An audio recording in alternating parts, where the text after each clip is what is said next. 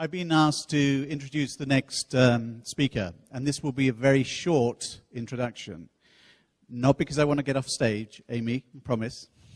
It is because I want to listen to the speaker. He is an amazing man. He has done amazing things in his life, and he shares them so well. He's a master storyteller.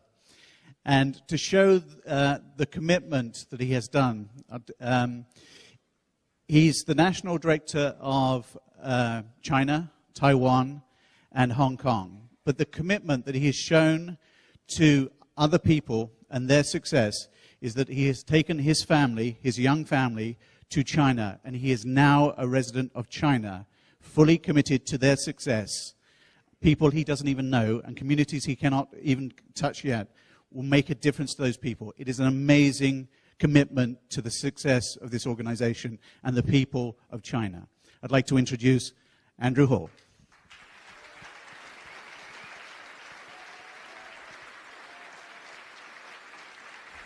Thank you very much. Good afternoon. As Andy was just saying, I have actually made a quite substantial move. Was brought up in a very small town in Sussex in the UK. And for the past 6 years, I've been suffering massive culture shock as I transitioned my family across to the other side of the world. And I thought I'd just share with you right at the start just what it's like when you are making that transition, if you haven't done that, to go to a different culture, a different language, a different volume of people. Take a look at that slide. What do you think that is? Do you think that's going to the football match? That is the queue at Guangzhou train station. What I found about getting trains in China sometimes is you don't so much get on the train you want, you get on the train everybody else is getting on. And you just kind of get fed on. I remember when we first went to China, we booked ourselves into a beautiful 5-star hotel, my wife and I, and there was a little kitchen in the corner of our hotel room. And we'd been there for about 2 weeks, and my wife said to me, she said, why don't you go down, find a store, come back with some food, and I'll cook something up. I thought, well, fantastic idea. So I went down, I looked for a supermarket. And I found a place that I thought would be absolutely perfect, and I walked in. And I had in mind I was going to get one of those little flat packs, you know, the kind of little things with a little bit of chicken, a bit of beef or something, just like you get at Albertsons just up the road. Then when I walked in there, I realized it wasn't quite the way things were sold in China. I've got to tell you, when I got back to my hotel room, I was feeling quite relieved to be back in the security of the hotel room, and I decided I was going to reward myself with one of those foot massages that the Chinese are so famous for. So I went down to the 3rd floor where the health center was, and I was standing outside, and I would have gone in. I wanted to go in. I was going to go in, but I just couldn't be sure they were taking me seriously.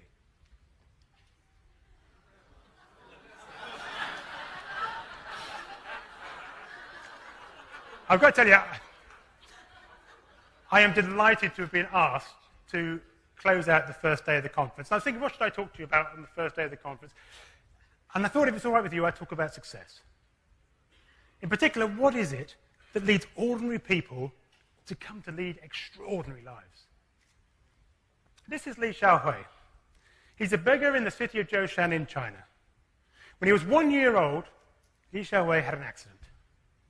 It left him paralyzed from the waist down. A burden to his family. From the age of 10, he's been homeless on the streets. Now, begging in China is a tough business. It's a hand-to-mouth business. If you're successful on the day, you eat. If you're unsuccessful, you go without. Now, as you probably remember, in 2008, there was a major catastrophe in China. Just outside the city of Chengdu, a massive earthquake. Overnight, 70,000 people were left dead, 400,000 were left injured, more than 1 million were left without a home. The response of the Chinese government was massive, decisive, and immediate. And as part of their response, what they did was they set up collection lines in every city and major town so that people could make their contribution. Li Xiaohui joined his local queue. But when he got to the front of the queue, the organizers looked at him and said, you're in the wrong queue, mate. This is not for takers. This is for givers. Li Xiaohui said, I haven't come to take. He said, I haven't eaten for 10 days, but I have been begging, and I'd like to give you what I've collected. The next day, Li Xiaohui went back to his life as a beggar, but the impact of what he did not end there. When people heard about this man who'd gone without food so that he could give to others, People who never would have given found themselves joining the queue. People who would have given just a little bit were shamed into giving quite a lot more. Li Xiaohui gave $15 that day, but the impact of what he did caused tens of thousands of others to give millions more. When I first heard that story, it got me wondering, what is it that drives individuals to step up and do the extraordinary while the rest of the world sits quietly in the pack?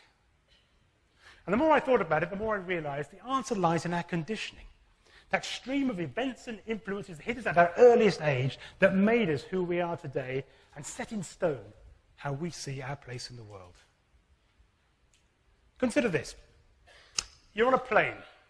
You're flying over the Himalayas, but there's a problem with your plane. You're losing height. In a short while, emergency action is going to need to be taken in the cockpit, or you're going to have a crash. I'm going to give you a life choice. Who do you want at the controls of your plane? This is your choice. You can have the pilot. 30 years experience, seen it all, done it all, should be able to cope with any eventuality. Or you can have the co-pilot. 3 years qualified in all the latest techniques, should be able to cope with any eventuality. Your life depends on it. Which one would you like? Hands up if you want the co-pilot. Yeah, not too many. Okay, hands up who wants the pilot. Yeah, if you want. Hands up who thinks this is a trick question. Probably best not to answer it. Okay. Well, if you want to live, you want the co-pilot. But probably not for the reason that you're thinking, and this is why. There's been a dramatic reduction in air accidents in recent years. And the reason for that was a study that was done of every air accident where pilot error had been the cause. And what the investigators found was that in most cases, it was the pilot, the proper, fully qualified, fully experienced pilot, who was at the controls during these accidents. It was particularly surprising because co-pilots were quite good at near misses. They were quite good at near misses, but somehow their near misses never ended up as fatalities. What was going on? What was going on was conditioning. You see, when the co-pilot made a mistake, the pilot immediately stepped in. He stepped in, seized control of the plane, and guided it back to safety. But when the pilot made a mistake, so conditioned was the co-pilot to respect authority that he sat lamely by as disaster loomed.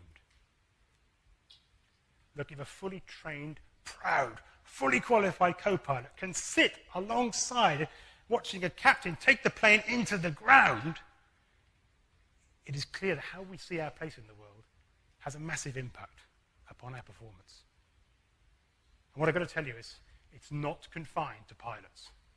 You know, straight after this conference last year, the EDs of the UK went off on the retreat. And if you've been there with us, one of the things that would have surprised you, because a lot of stuff was shared at that retreat, and one of the things that would have surprised you was just how fragile we all were.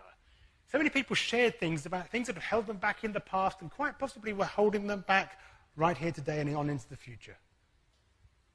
And it's not confined to EDs either. When I got back from the retreat, one of my best directors, one of my best EDs, made a bit of a mistake. And the mistake he made was, he had a contentious email that came in. He wrote a contentious email and sent it out. He wanted to click reply. He accidentally clicked reply to all.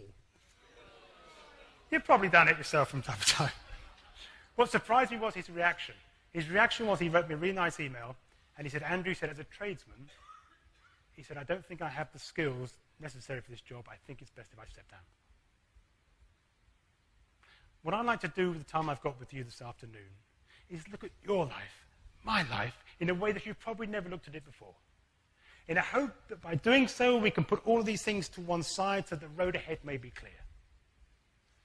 And at the end of that, what I'd like to do, if it's all right with you, is share with you my guide to success. The short road, pain-free. And I think it's the only road you'll ever want to take.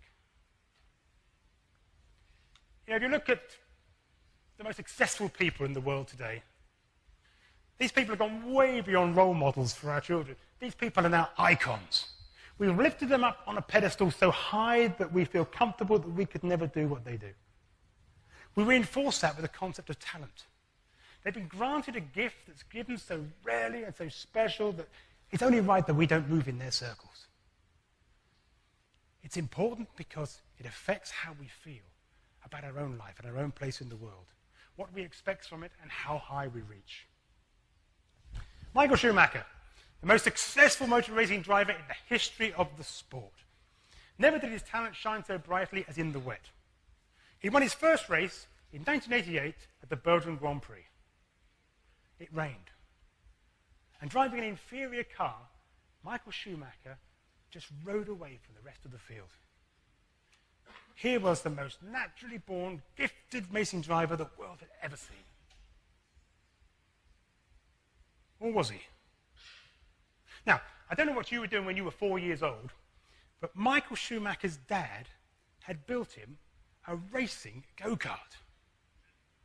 Now, the Schumachers weren't rich, but so keen were they to have their son racing that Mrs. Schumacher took a job at the local racetrack. And when you're looking for a favor, when you want something for free, you get to play when nobody else wants to. Michael Schumacher did much of his practice in the rain. You know, if you look at any of our successful people today, what you more or less will find every time is that what running behind it is a unique opportunity which is met with passionate application. A unique opportunity met with passionate application. Look at our sports stars of today, and primarily you find the impetus has come from their parents. Think of Tiger Woods, you think of his father. Think of Andy Murray, you think of his mother. Think of the Williams sisters, you think of their father. For those, it's their parents. For others, though, it's pure circumstance. Take a look at this guy. This is Ben Underwood. Well, good shot. Hard to think when you watch this guy in the prime of his life there, he's made a discovery that will impact thousands of people. He's leading an extraordinary life. Let me show you how. Can I just ask everybody, would you just close your eyes for a second? Amazing how conscious you feel when you're in a big room and you've got your eyes shut.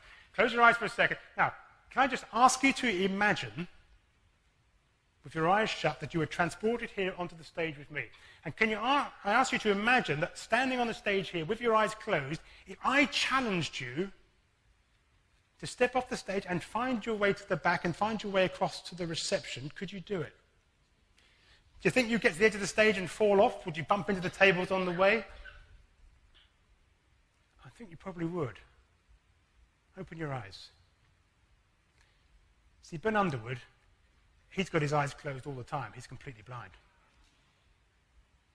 But that doesn't mean he can't see it. He's not aware of his surroundings. What Ben does when he walks is he clicks. He gives off a click. And that click, the sound bounces off all the items around him, and Ben builds up an awareness of where he is and of what's around him. It allows him to play basketball and know where the hoop is. It allows him to ride his bike. It allows him to get around his house and around a stranger's house with no problem at all, no white stick, no dog. He can see, in a sense, though he's blind. Ben's living an extraordinary life, and it's because of circumstance. But wherever we are tempted to assign supernatural talent to ordinary people, it's worth having a look behind it. Circumstance is usually not far away. Steve Jobs died recently, and it got me looking at some of the most famous people in the software world, the people that have shaped and changed our lives over the last 40 years. Bill Gates is there, Eric Schmidt, boss of Novell, and then later on boss of Google. Down the bottom there is Bill Joy, probably the greatest software programmer of all time. This is the guy who founded Sun Microsystems. He rewrote the Java software. He wrote the Unix software. If you're running an Apple Mac, some of the software that Bill Joy wrote 40 years ago is still running your machine. Some of the code that he wrote 40 years ago is still driving your machine today. Now, when I looked at these people, I thought, what is it that's made those? Is there anything behind it? Are they just pure natural talented geniuses? And what I found was the first requirement, if you want to be one of these people, is you had to be born in 1955.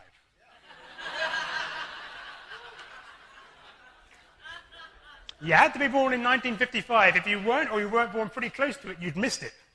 Look, if you were born in 1953, what happened? By the time the software revolution started to hit, you got a mortgage, you got a family. You weren't going to bet all your chips on this latest revolution. If you started out in 1957, too late. These guys are already up and running. And they're away and clear. But okay, a lot of people were born in 1955, so they could still have been complete geniuses in their field, and they probably were. But let's look at the two Bills. Bill Gates. Bill Gates was lucky enough when he was a child to live in one of the few areas in the world that had a brand new multi-million-dollar direct access, direct typing computer. He was fortunate enough to have parents who could afford to club together with other parents to buy their kids some time on that computer. When their money ran out, the parents clubbed together again and they bought some more time. When that money ran out, they didn't need to buy any more time because now firms were queuing up to take advantage of these kids who knew how to take advantage of the new technology. Bill Joy had perhaps the most spectacular rise. He was lucky enough to go to Michigan University in 1971. Michigan University was one of the very few in the world that had one of these multi-million-dollar direct access computers. But Bill was set to be a biologist. He didn't have much time for computers. He didn't have much time for computers because time on a computer cost money. And being a student, money was something Bill didn't really have. But Bill Joy's life changed one day in spring 1971 when his friend hacked into the computer and got the access code. From that day on, Bill Joy could be on the computer 7 days a week, 24 hours a day, and he pretty much was. By the time the opportunity to rewrite the Unix code came up, Bill Joy was just about the most experienced programmer in the world. Wherever you look, you find the same result. Success is about opportunity and passionate application. If you persist in thinking that talent is the overriding marker in success, then you need to hear from this man. This man is Laszlo Polgar. You might not have heard of him, but to me, he's one of the most significant people of the second half of the 20th century. Now, Polgar was born in the 1940s. He was brought up under the communists in Hungary. And by the time he was 30 years old, he was living in a tiny flat in the center of Budapest. But Polgar was a man burdened by a belief. And his belief was this. His belief was that genius isn't born, it's made. He believed that David Beckham, that Albert Einstein, these people weren't born that way, they were made that way by their environment and the opportunities that came their way. So convinced was he of his belief that he set out to prove it. He decided he would make his own child a genius. Now, if he was going to do that, the first thing he needed to do was he needed a measure. He needed something that was completely indisputable so that if you produced a genius, everybody would know. And he found his measure in the game of chess. He chose chess because chess was a game that everybody in the communist bloc played at that time. He chose chess because chess had a rating system. Every player in the world is graded against every other player in the world. If you are the top at chess, it is indisputable. Polgar had his system, he had his measuring stick. All he needed now was a child. In fact, all he needed now was a wife. But never mind, undeterred, what Polgar did was he put an advert in the local paper and he advertised for someone to help him with his project. And quite incredibly, he found someone. And together they had their first daughter, Susan. When Susan was a baby, Polgar used to put the pieces in her hand so she'd get used to the feel of them. He'd prop her up so she could watch her parents playing chess so that she too would want to play chess. Susan entered her first tournament. It was a tournament for under-10s. Now, you know how these things work. When you enter a tournament for under-10s, every player is 9 years old. Susan Polgar was 4. She played 10 games. She won 10 games. She was immediately hailed as the greatest natural talent the chess world had ever seen. By the age of 15, she was the world women's chess champion. She remains the only player, man or woman, to have won the Grand Slam of chess, the 3 greatest tournaments in the same year. Now, I know what you're thinking. You're thinking, That Polgar really got lucky there, didn't he? But if you are thinking that, I do need to tell you, he had a second daughter. This is Sophia Polgar. Sophia Polgar is best known for what came to be known as the Sack of Rome. Every year there's a major tournament in Italy where all the top players from all over the world descend on Rome for this huge tournament. Now, the way you win a major tournament in chess is you don't win every game. You draw, you draw, you draw, you draw. You nick one here, you pinch one there, and that's how you win the tournament. Sophia Polgar won 8 games on the trot. Now, everything is rated in chess, and that ranks in the top 5 performances in the history of the game. You know what you're thinking? Polgar got really lucky with those 2 daughters, didn't he? He had a third. Judith Polgar has dominated the ladies' game for the last 20 years. She's now rated as the best female player of all time. Listen, here's the point. If one man in a tiny flat in Budapest can produce the 3 greatest lady chess players of all time just because he decided to,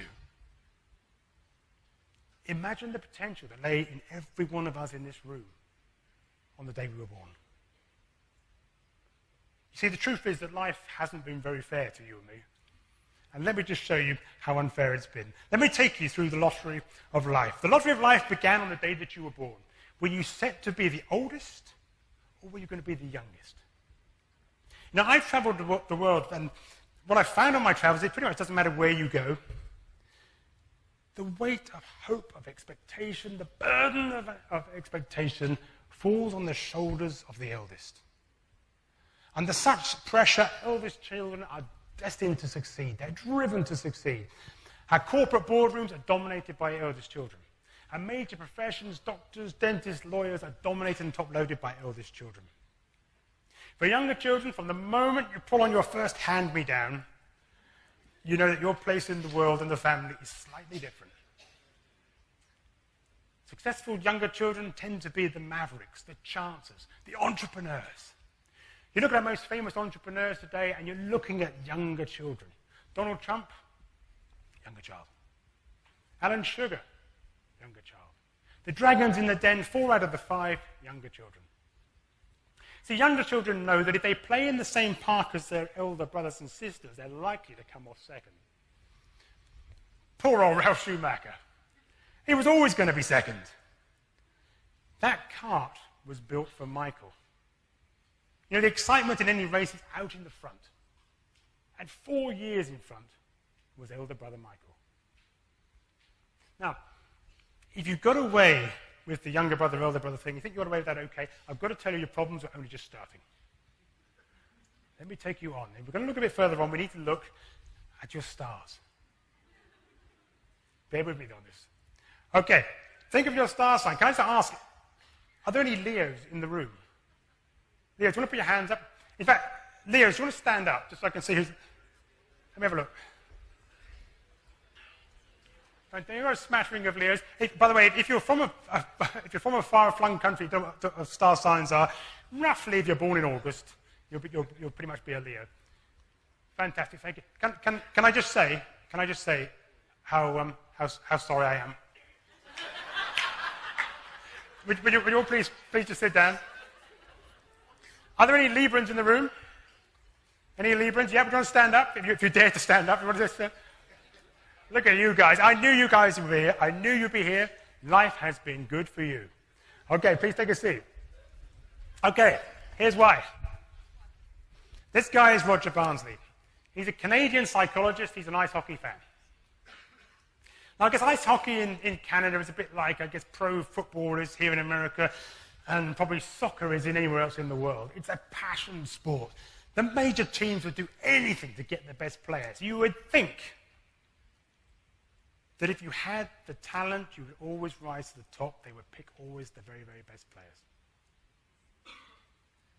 4 years ago, Roger took his wife to the local game. His eyes were fixed on the match. Her eyes had drifted to the program. But it was the program that was about to reveal a dramatic discovery. Because she said to her husband, she said, do you know anything strange about the ages of these players? Roger took a look. Good mix of youth and experience. So what? She said, no, I'm not talking about how old they are. She said, I'm talking about the month that they were born. Roger took a look again. 24 players in the team, 17 were born between January and April. Just 3 were born between September and December. It's almost as if you were born in the second half of the year, you're somehow genetically incapable of hitting a small disc with a stick. What on earth was going on? When he got back to his office, Roger Barnsley did some research and he pulled up the details of the entire Canadian League. And what he found was that 40% of the Canadian League were born in the first 3 months of the year. What was going on? What was going on was that the scouts select people once a year. And the cut-off time and cut-off age when they look at you is December the 31st. What that means quite simply is if you're born on January the 1st, you will be showing your skills against people who could be up to 12 months younger than you. The scouts weren't picking the best players. They were picking the oldest and the biggest. Now, you might be thinking, well, I don't play ice hockey. What's that got to do with me? Well, if you went to school, and I think you did, this has got everything to do with you. Look, if that can happen when you're 10 years old, imagine what happened when you were 5 years old and you first went to school. Now, in the Western Hemisphere, the cut-off date, I think, for most of us, is about 1st of September. If you were born after the 1st of September, if you were a Libran, you could be up to 12 months older than the poor Leo, who would be the youngest in the class. What does that mean? That means when you first went into your class, your teacher looked at you as a Libran and they picked you out. They picked you out because you seemed so much mature than the other children. Your understanding was so much greater. You knew about ABC, about 1, 2, 3 already. Christ, you've been on the planet 20% longer.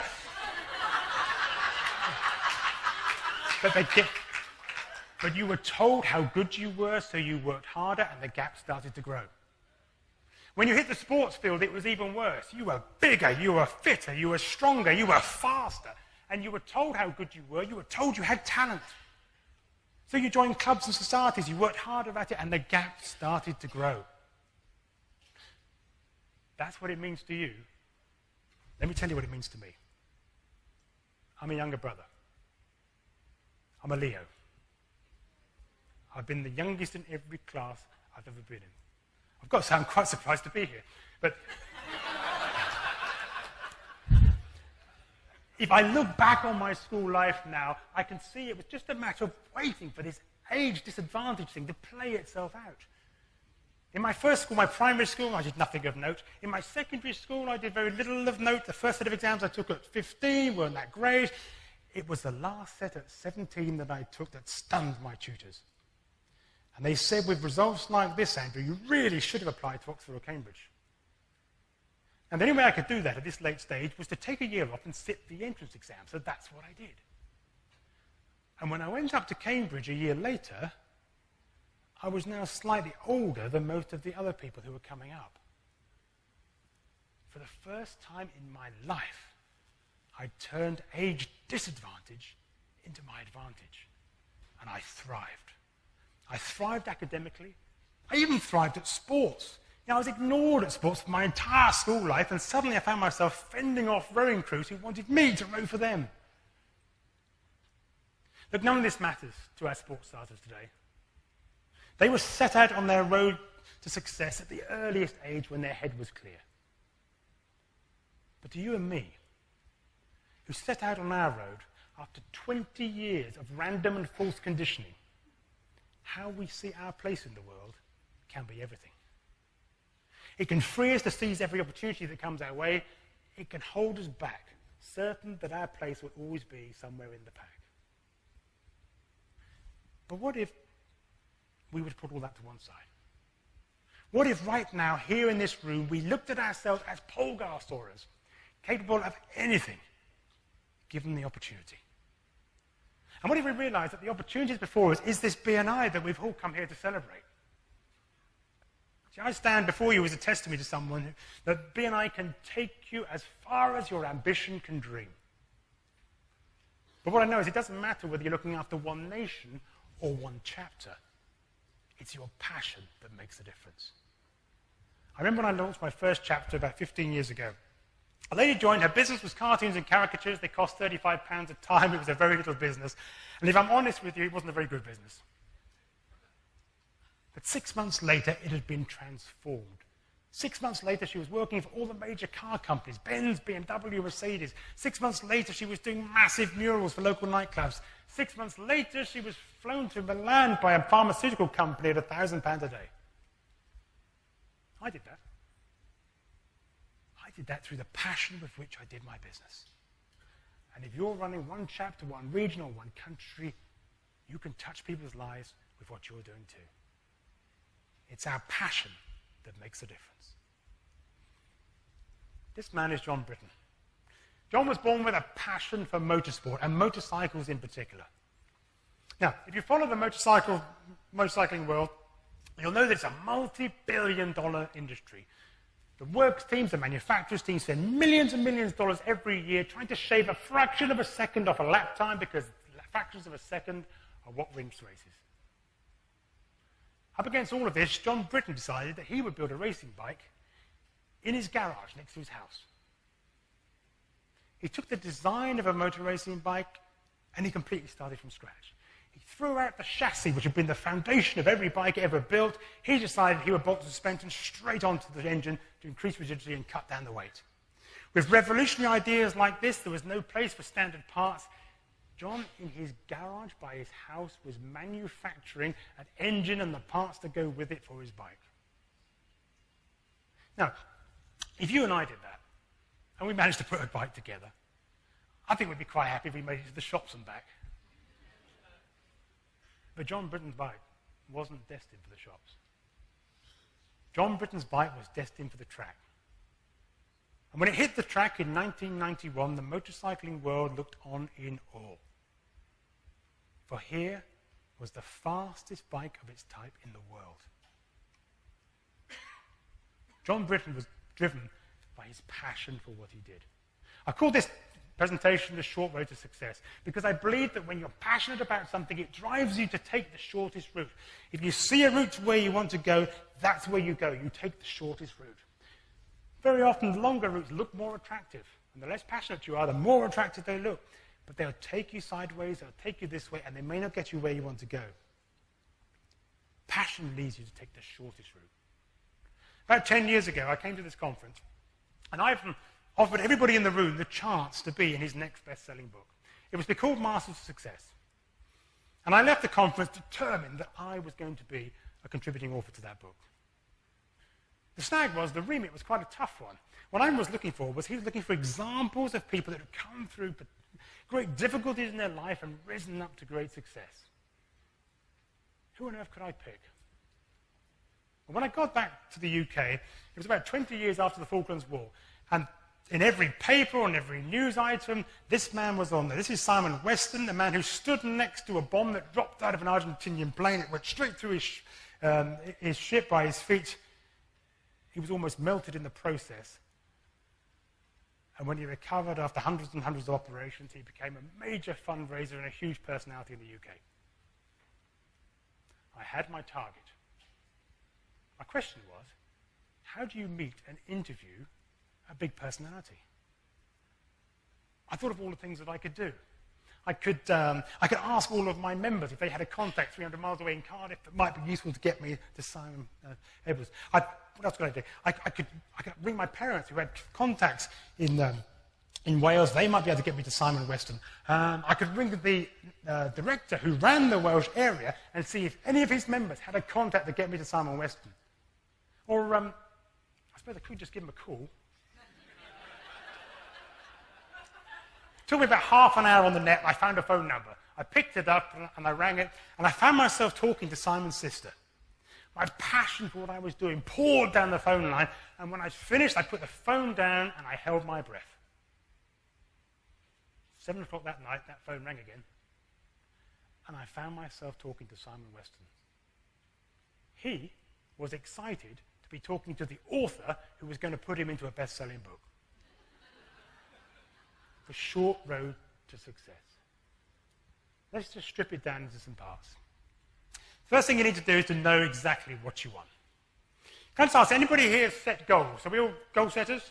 Yeah, we've got goals for how many chapters, every chapter size, all those various things. You've got goals for all that sort of thing? Yeah? Isn't it agony? Isn't it? Yeah? The trouble with goals is we're setting goals, things that aren't fully in our control. Sometimes if we hit them by chance, whoa, we celebrate. If we don't quite hit them, we quietly forget them. You know, I've got lots of chapters in the UK, 22 members, set the goal to be 45. 6 months later, 22 members. You might say it doesn't matter, setting the goal was the most important thing. But I know it does matter. Because if you ask me to reset a goal that I failed on, I'll invest a little bit less emotion in it the second time around. But I remember when I was first taught goals. When I was first taught goals, it wasn't about micromanaging. It was about, Andrew, what do you want? What's here in your heart? Because when you look in your heart, you find passion, and when you find passion, you're on your road to success. This is my daughter, Amara. She doesn't have goals. She has wants. And when you come up against an Amara want, it's like a tidal wave of emotion that's coming at you. All feeble, fatherly efforts in denial are just swatted aside as the next wave comes at you. Fathers in the room will know what I say and what I mean when I tell you that sometimes it feels easier to do what she wants so that she will leave you alone.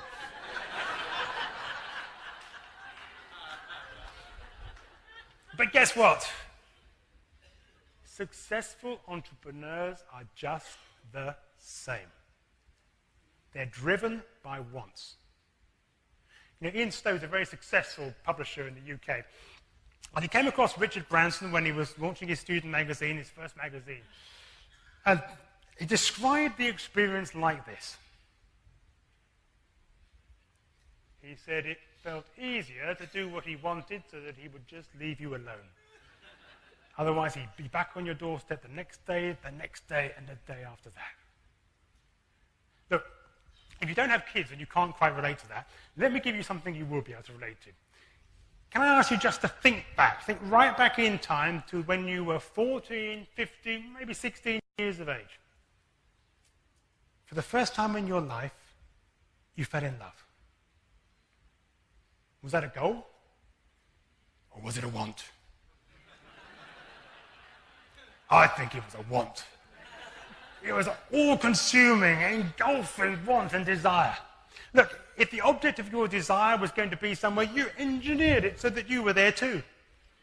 If the object of your desire was interested in a certain subject, suddenly you found that subject quite interesting yourself. You would change your look, you would change what you did, and along the way you were learning the most important lesson of all. Wanting is not enough. In life, you don't get what you want. You get what you do. You don't get what you want, you get what you do. Look, if you asked, you were in play, you were in the game. If you did nothing about it, you weren't even on the pitch. So when you've worked out what you want, the next thing you need to do is decide what you're going to do to get it. Decide what you're going to do to get it. Now, I think decisions are the most brilliant painkiller there is in business. Whenever I find myself in pain, whenever I find myself anxious and I feel a bit of anxiety, it's usually because there's a decision that needs to be taken that I haven't taken yet. When you know what you want, you need to decide exactly what you're going to do to get it. Let's take a look at a region. Let's take a look at Hong Kong. Hong Kong is a superb success story for BNI now. But it's worth thinking back just about 2.5 years ago when Hong Kong looked like most regions do when they first start. We had 10 chapters there. We had an average chapter size of 19. But one chapter took a decision. The largest chapter at that time wasn't 59 members. It wasn't 49. It wasn't 39. It was 29 members. And they took a decision. They were going to be the first platinum chapter in Hong Kong. I know it was a decision, not a goal, because some of the things that they did.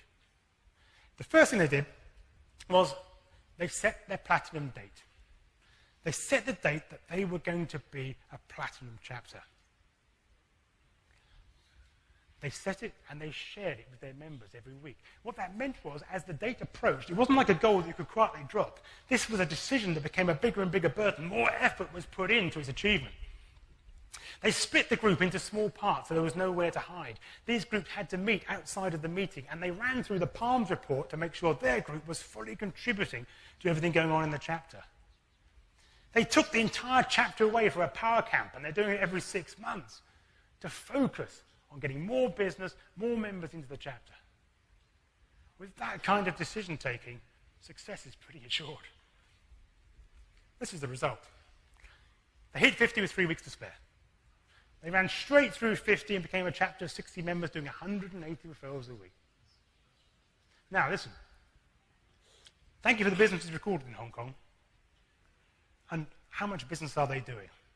Let me tell you. Do you remember when you were young and you got your first calculator?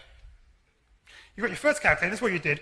You did 5 times 5 times 5 times 5, and the number got bigger and bigger and bigger. And in the end, when you've gotten too far, you get that E on the left of the calculator. Do you remember that? Yeah? I pulled off a year's Palms report, summary Palms report, on BNI Connect for the energy chapter, and I got that E. That's how much business these people are doing. Its impact on the region, Stella, Stanley, and the team have taken it and they've put it into everything that they do, and Hong Kong now has an average chapter size of 37 members. It's a fantastic performance. Thank you.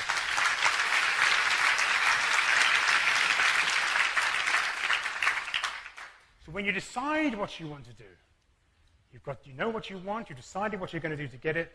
If you want to be pain-free on your road to success, my advice to you is to be accountable for your decisions and not for the result. Be accountable for your decisions and not for the result. This is Diane Parr. This lady went into hospital in the UK for some pretty serious surgery. She went in and they prepared her and they took her into the operating theatre. They gave her that muscle relaxant that means you can't do anything, you can't even move your eyelids. And then they didn't give her the anesthetic that would mean she couldn't feel it. And she felt every cut, every slice, every nick, all the way through her operation. And when I heard that story, I thought, what can it be like to be lying there so helpless while these horrendous things are happening all around you and there's nothing that you can do about it? And the more I thought about it, the more I thought, you know what, I know exactly what that's like. And I bet you do too. Anyone launching a chapter? Yeah? Let me take you. January 1999, I'm driving to the Brighton chapter. 2 weeks ago, we had no guests. I'd used up my last what to do, we have no guest speech. I knew I had no guests this week, and I'm praying the members are going to come through. I'm standing there at the sign-in desk watching the members come through. 20 to 7, quarter to 7, 10 to 7, 5 to 7. They're looking at me with that, we're losing confidence in you, mate, look in their eye. I'm looking at them with that, where's the guest, look in my eye. Look, the solution was a simple one. This was the solution I made. I took a decision. The decision I took was that every week I would ring just 8 people that I didn't know. Because I found when I rang 8 people, I got 3 or 4 guests, I got 1 or 2 members. And my chapters just flew from that moment on. And look, if ever it had turned up that I rang 8 people fresh and none of them had turned up, I wouldn't have beaten myself up because I would have known next week normal service will be resumed. Pain-free run to success. Know what you want. Decide what you're going to do to get it. And hold yourself accountable for your decisions, not the result. Now, I wanted to share my vision of the world with you to show you that how we got to where we are today has not been a straight race. I think it's important because how we feel, our expectation, and our expectation in life can really hold you back. If ever you felt that your place is sitting in the pack, resting on average, I hope from what we've done today, you'll find the confidence to cast that to one side and realize your full potential in the years ahead. Because, you know, the truth is, there's never been a better time to be a BNI director. This is the largest gathering of directors that's ever been assembled. Sensational results that just a few years ago would have been unthinkable are now being produced by regions and nations on the four corners of the globe. With more resources than we've ever had before, there's a waterfall of support that's cascading down from the international office through national offices, through executive directors, assistant directors, flowing on into our chapters as we take 3+1 to success. We succeed when, as ordinary people, we seize the opportunities that are before us and pursue them with passion. If we can recognize that the icons of today are no different to you and me, they're just ordinary people leading extraordinary lives. If we can see ourselves as Polgarsaurus, capable of anything, given the opportunity and the passion to see it through. And if we can put to one side the lottery of chances that life has thrown up that got us to where we are today, then we are truly ready to succeed. When we come to look back on our lives in 10, 20, 30 years' time, we don't want to be saying, I could have been somebody. We want to be saying, by God, I was. This man is on top of a 14-story building in China. He's about to end his life. You know, China is moving forward at such a pace. There are no safety nets in China. If things go wrong, no one can save you but your family. This man had lost his business, he'd lost his family, his wife had left him, and now he's going to end his life. Now, this being China, almost immediately, a crowd gathered down below. The ambulance service came, they stopped, they got out, and they looked up to see what was going to happen next. The fire service came, they stopped the cars, they got out, they looked up to see what was going to happen next. 300 fit and able-bodied people stood and did nothing, even though the moment that man jumped, they would be left with an image that would haunt them for the rest of their lives. At the moment when the man climbed up onto the edge and prepared to take the final step of his life, one man came forward to try and save him.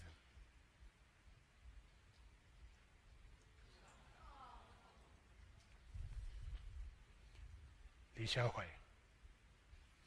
Li Xiaohui pleaded with the man. He urged the man. He begged him. He nurtured him. And he turned his mind around. When the fire service finally got up to the 14th floor, the only man that man would talk to was that little beggar from the street below. They brought Li Xiaohui up, and the two men came down together. Ladies and gentlemen, cast aside all notion of any set place in the world for you. As you pour 3+1 into your chapters, break out of the ordinary and step up to an extraordinary life in the years ahead. That's it, I'm done. Thank you very much indeed.